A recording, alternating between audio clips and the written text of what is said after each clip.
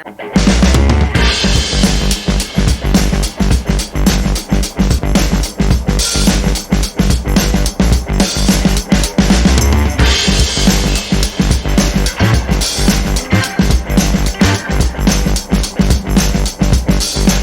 a todos, bienvenidos a esta charla sobre neurodiversidad.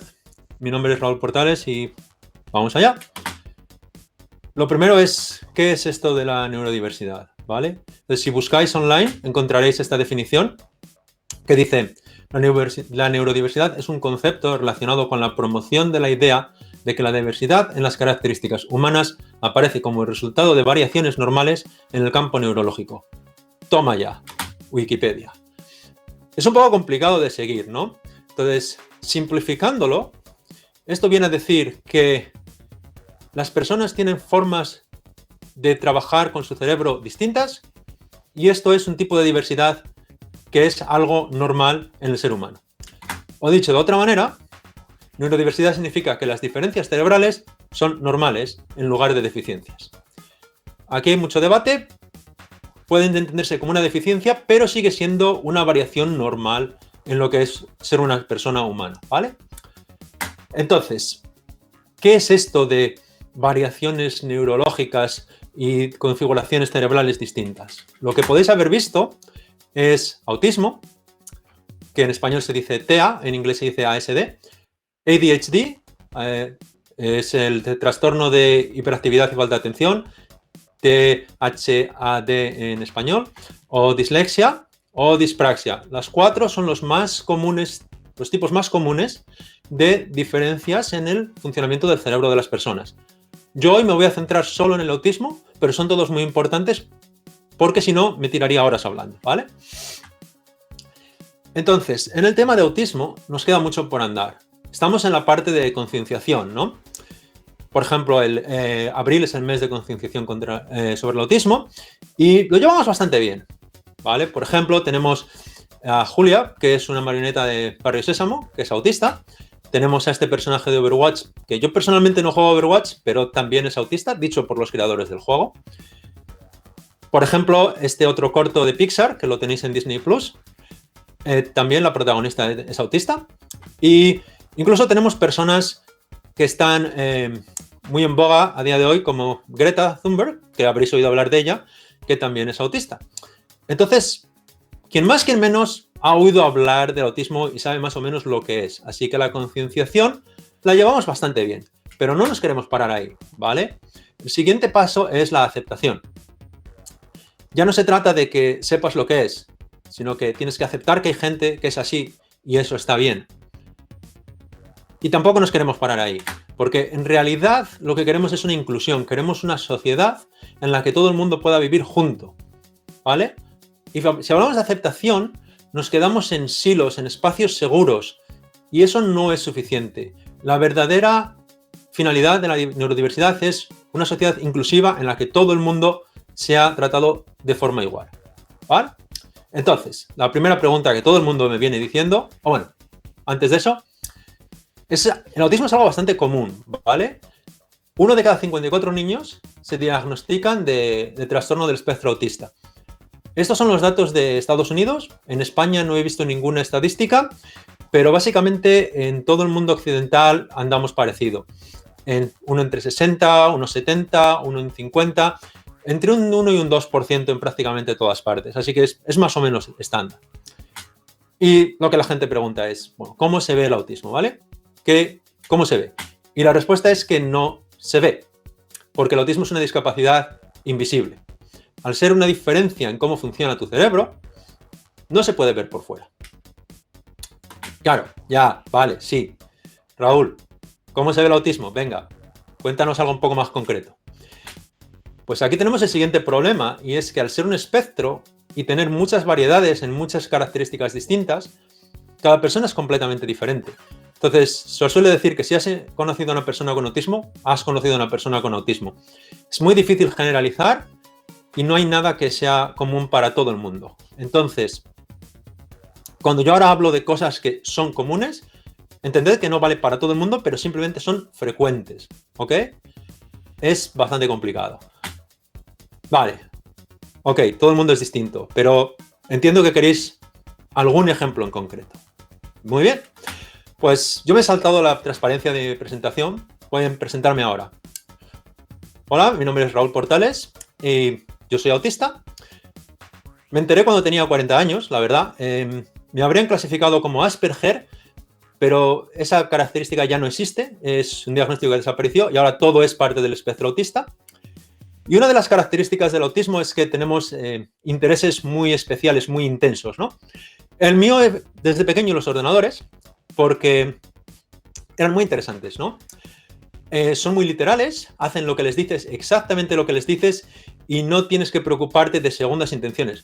Son mucho más sencillos que las personas, que es otra de las características comunes del autismo. Nos cuesta mucho trabajo, a mí en particular, entender el lenguaje no verbal. Soy una persona muy literal. Entonces, para mí los ordenadores eran increíbles. Y aparte de ser muy sencillos, porque eran muy literales, te permitían hacer unas cosas muy interesantes. Así que ahí empecé, de pequeñito, a programar y bueno, se convirtió en mi profesión y a día de hoy lo sigo haciendo.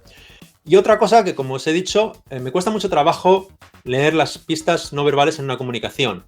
Así que para mí hablar en público resultó algo bastante sencillo, porque a todo el mundo le parece que le da mucho pánico y hay muchísimos recursos de cómo hablar en público y nadie te explica cómo hablar en una charla, en un café o algo así, que a mí me resulta tan aterrador como hablar en público o más incluso.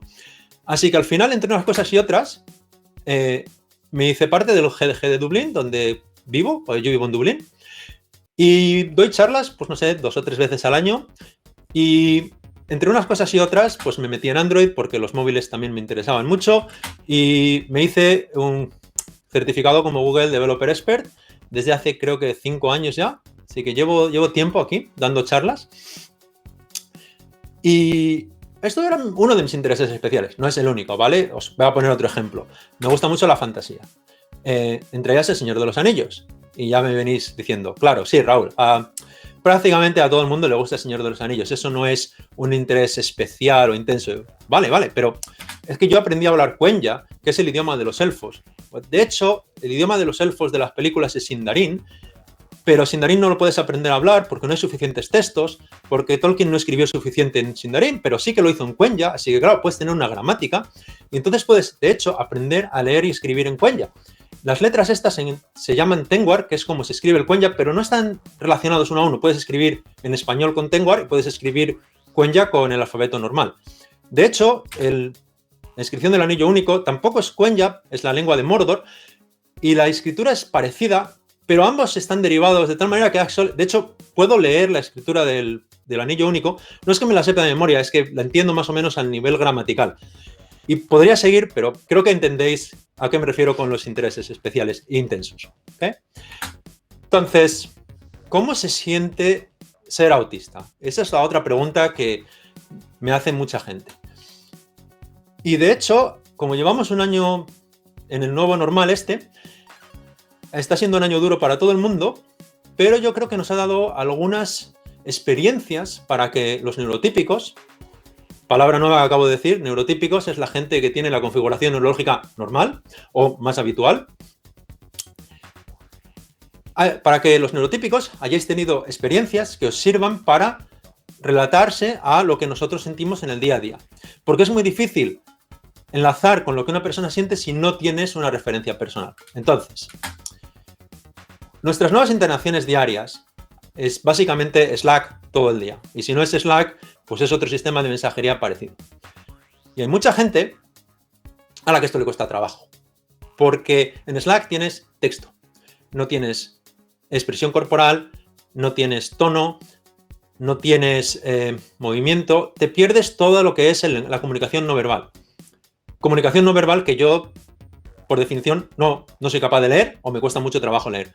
Con lo que para mí Slack es básicamente igual que una conversación cara a cara. Ahí me imagino que estaréis poniendo caras de ¿pero qué me estás contando? ¿Todo eso te estás perdiendo? Efectivamente, todo eso me estoy perdiendo. Imaginaos si cada vez que habláis con alguien, la única información que recibís es la misma que si estuvierais hablando por Slack. Pues así es como me pasa a mí la mayoría de los días. La otra parte es la fatiga de Zoom, ¿vale? La mayoría de nosotros nos pasamos el día en reuniones, en videoconferencias, incluso en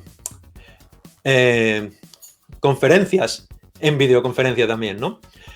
Y a lo largo del día la gente está experimentando que se cansa mucho porque la interacción que tienen en el día a día con una pantalla requiere mucho más esfuerzo para leer el mensaje no verbal, el mensaje corporal de las otras personas.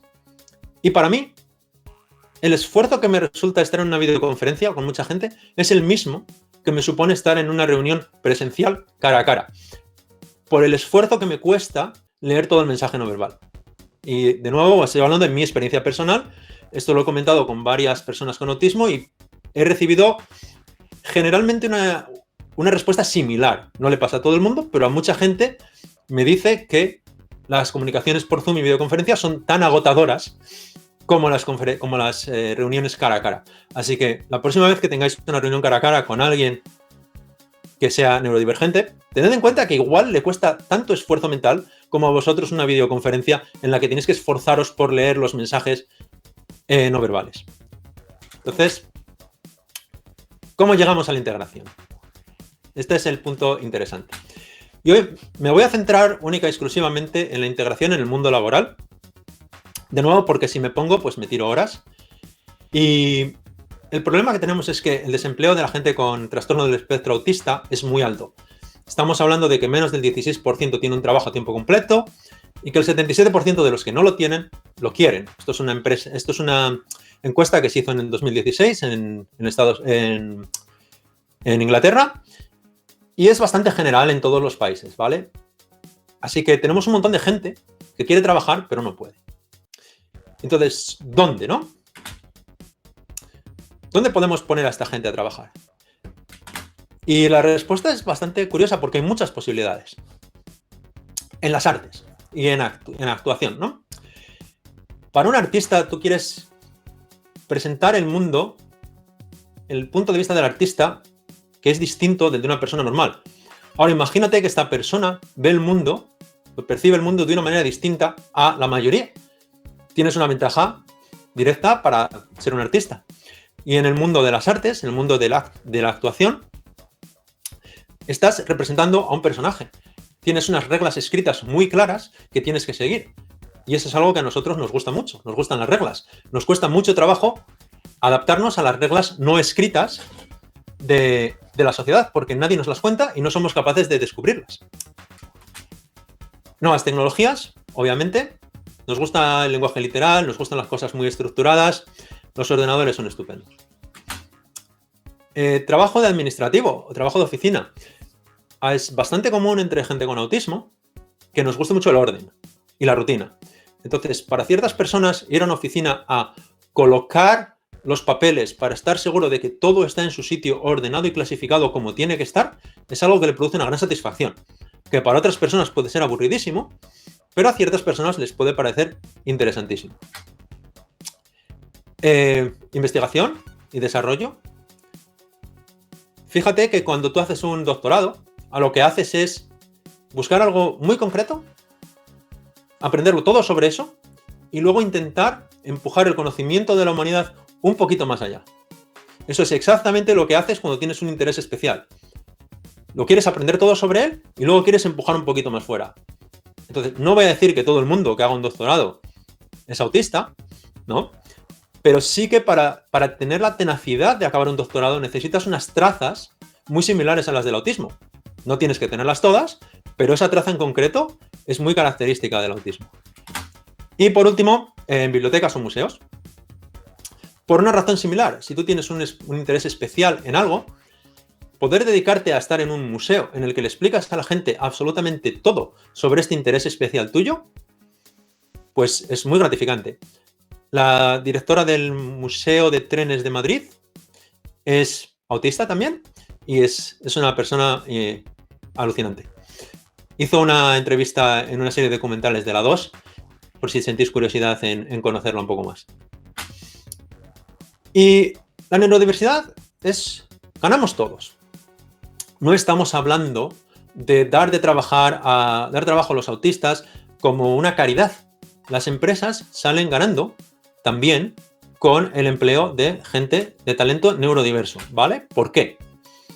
Esta señora, Temple Grandin, es uno de los mayores defensores de los derechos de los autistas. Hay una película sobre su vida, muy interesante, de hecho. Y ella dice, el mundo necesita todo tipo de mentes. Si tú tienes personas que ven el mundo de forma distinta, cuando trabajan juntos, dan diferentes perspectivas y se enriquecen mutuamente. No tienes que tener a todo el mundo neurotípico ni a todo el mundo neurodivergente, pero cuando los mezclas, consigues cosas mucho mejores que cuando los tienes por separado. Entonces, es un complemento. Entonces, cuando complementas cosas, siempre consigues algo que es más que la suma de las partes. Este señor, esta es una cita de Hans Asperger, que, como podéis imaginar, es el que definió el síndrome de Asperger, y dice que no todo lo que se sale de lo normal, o por tanto anormal, debe ser inferior. Entonces, está lo que es normal y lo que no es normal. Es distinto, pero no tiene por qué ser inferior. El Temple Grandin lo dice como diferentes, pero no menos. Entonces, sí, somos distintos, sí, no somos normales. Eso me lo llevan diciendo a mí toda la vida. Tú no eres normal. Por supuesto que no. Estoy encantado de no serlo. Pero no somos inferiores. Y trabajando juntos, llegamos a una conclusión de inclusividad. ¿Ok? Y ya a estas alturas de la charla os habréis dado cuenta de que el autismo se parece mucho al comportamiento general de los ingenieros, o al menos de los ingenieros arquetípicos, ¿vale? Se le ha llamado el desorden del ingeniero al autismo antaño, medio en broma, medio en serio. Y os pongo otra cita de Asperger, que decía, parece ser que para ser exitoso en ciencia o arte, un toque de autismo es esencial. No estamos hablando de que tengas que ser autista, pero ciertas trazas autistas son muy útiles en ciencia o en arte, por lo que comentaba antes de la investigación, los doctorados, por lo que comentaba de que si eres un artista vas a ver el mundo de forma distinta y eso te va a dar una ventaja. No tienes que tener todas las trazas para llegar a ser autista, pero ciertas de ellas van a ser muy beneficiosas si trabajas en ciencia o arte. Y, por supuesto, STEM se ha nutrido del trastorno del espectro autista durante años. Muchísimos de los avances de tecnología se han hecho gracias a gente con intereses especiales muy fuertes. No podemos ir atrás en el tiempo y hacer evaluaciones de estas personas, que es la única manera de estar seguros si serían autistas o no. Y el diagnóstico no existía cuando estas personas estaban vivas, así que no lo podemos saber, es especulación. Pero yo voy a traeros un poco de mi especulación, ¿vale? Este señor, no sé si le reconocéis por la cara, pero es Alan Turing. Y si habéis visto la película The Imitation Game, su comportamiento es claramente autista. No vamos a saber si lo era o no. Para mí, probablemente lo fuera. Y él decía, a veces es la gente de la que no te esperas nada la que puede hacer cosas que nadie se espera o que nadie se imagina, ¿vale? Y me parece una bonita frase acerca de que en los ojos de mucha gente, los autistas, en concreto los autistas con problemas de que no sean verbales o que tengan muchas necesidades necesiten muchos soportes, son gente que no es capaz de hacer nada, pero si les das una oportunidad, igual pueden hacer cosas que nadie hubiera sido capaz de imaginar por sí mismos. Me parece una cita muy interesante, así que os la dejo para que lo penséis. Esta compañía, ligeramente conocida en el mundo de nuevas tecnologías, es una de las compañías más grandes del mundo, con más dinero gana, y su logotipo y su moto es Think Different, piensa distinto. ¿De qué manera más fácil de pensar de forma distinta que percibir el mundo, que tu cerebro interprete el mundo de una forma diferente? A mí se me dice mucho que yo pienso fuera de la caja, a mí me parece que no es verdad, pero una vez que me diagnosticaron con autismo me di cuenta de que si mi caja está aquí y yo pienso dentro de mi caja está tan fuera y tan lejos de la caja de un neurotípico que desde su punto de vista siempre estoy pensando fuera de la caja. Para mí todo el mundo piensa de una forma muy rara, o la mayoría de la gente piensa de una forma muy rara, para ellos soy yo el único que piensa distinto. Pero volvemos a lo mismo, cuando juntas gente que piensa de formas distintas y los pones juntos a trabajar, consigues algo mucho mejor que la suma de las partes. También os sonará lo que es ser un geek o un friki. que probablemente tenga mucho que ver con el autismo antes de que existiera el diagnóstico oficial que tenemos hoy. Y este autor, Steve Silverman, estaba haciendo un artículo para el New York Times sobre Silicon Valley y se dio cuenta de que el porcentaje de hijos de triunfadores fundadores de startup en Silicon Valley que tenían autismo, el porcentaje de estos niños con autismo era mucho más alto que la norma. Y empezó a indagar por qué. Y acabó escribiendo este artículo, el Geek Syndrome. Básicamente, para ser un triunfador de éxito en Silicon Valley necesitas ciertas trazas autistas. Entonces, te casas con otra gente que tiene trazas similares y cuando los genes se juntan, las probabilidades de que te salgan hijos con autismo, aunque los padres solamente tengan trazas, son mucho más altas. Es un descubrimiento bastante interesante. Y después se siguió estudiando durante varios años el autismo y escribió un libro que se llama Neurotribes, que es una lectura muy recomendada si queréis saber más sobre el autismo. Ya estamos acabando, no puedo traducir este chiste al español, pero la idea es que la neurodiversidad en nuevas tecnologías se juntan y se funden bastante, ¿no? Neurodiversity in IT. Porque es un buen match. No voy a decir que todos los autistas tengan una ventaja en nuevas tecnologías, ni que toda la gente que es buena en nuevas tecnologías es autista, pero hay una solapación, un solapamiento bastante grande. Entonces, ¿qué podemos hacer? Yo creo que en nuevas tecnologías tenemos una oportunidad muy grande de ser el sector que primero abrace la neurodiversidad y la lleve hacia adelante y que otros sectores puedan aprender de nosotros. Porque ya lo estamos haciendo en gran parte porque tenemos a gente muy rara, de todos tipos. Tenemos un montón de autistas sin diagnosticar en nuevas tecnologías y les estamos aceptando y les estamos incluyendo. Entonces solo tenemos que hacerlo un poco más conscientemente, ¿vale? ¿Qué podemos hacer? No es solo tecnología, es una comunidad. Entonces, como comunidad, tenemos que ser lo más a todo el mundo. Tenemos que hacerlo que todo el mundo se sienta bienvenido. Por eso creo que es muy importante, como parte de los GDGs, promocionar todo tipo de diversidad. Por ejemplo, simplemente es acomodarse a las necesidades de todos. Un par de cosas que hicimos nosotros en Dublín. Usamos las Color Communication Badges, que básicamente es que te pones un color en tu badge de la conferencia. Hablar contigo, si es amarillo solo quieres que hable contigo gente que te conozca y si es rojo es que no estás en humor para hablar. Esto es muy útil para gente como yo, que no sabe leer la expresión corporal, solo tiene que mirar un color. Pero también es muy útil al revés, porque yo a veces no proyecto el lenguaje corporal de mis intenciones, porque no me sale. Entonces, saber que yo me puedo expresar con colores y que el resto de la gente lo va a entender me ayuda mucho. Y ayuda a mucha gente que, por ejemplo, son simplemente introvertidos. Entonces, no ayudas solo a los autistas, ayudas a todo el mundo. O una zona tranquila en las conferencias. Ahora que estamos haciendo conferencias virtuales importa un poco menos. Pero los problemas de procesamiento sensorial son bastante comunes. Puedes tener sobresensitividad al oído, al olfato, a las luces. Entonces, una conferencia puede ser muy sobreestimulante. Necesitas una zona en la que puedes ir y hacer chill out y tranquilizarte. Y esto le es muy útil también a gente con ansiedad social, por ejemplo, o introvertido, o cualquier persona que esté teniendo un mal día. Entonces, poner una zona tranquila en cualquier conferencia también es una ventaja que hace las conferencias más accesibles para todo el mundo. Y ya al final, ¿qué puedes hacer tú en concreto como persona? ¿Cuál es mi mensaje para ti? Y es muy fácil. Pregunta. Porque cada persona es distinta, cada persona tiene unas necesidades diferentes, cada persona tiene unos problemas sensoriales distintos. Lo que ayuda a uno puede ser contraproducente para otro. También hay muchas personas que simplemente no están diagnosticadas, pero pueden necesitar algún tipo de acomodamiento. Así que pregunta y sigue lo que te diga la gente. Por ejemplo, otra cosa que es bastante común entre los autistas es hacer fidgeting. Moverte adelante y atrás, jugar con las manos con algún objeto. Estas son las cosas que yo tengo en mi mesa de trabajo. Tengo un boli para darle vueltas, un kendama, un cubo de Rubik, un fidgeting cube.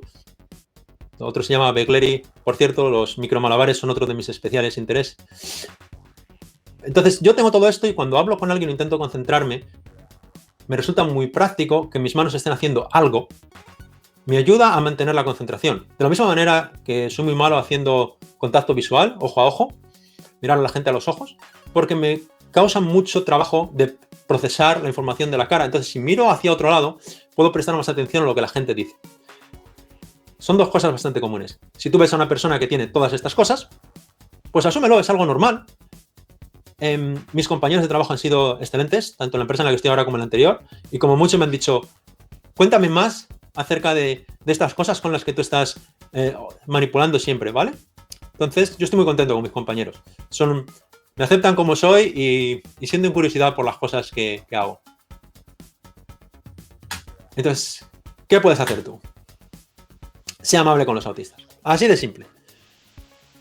Acepta menos, acepta más, prejuzga menos, estate dispuesto a entender su punto de vista y es así de sencillo. Claro, pero ya os he dicho, ya me diréis, pero si nos has dicho que es invisible y nos has dicho que hay mucha gente sin diagnosticar, esto no va a funcionar. Y os diré, correcto, porque tengo la versión 2.0 que dice, sea amable con otra gente.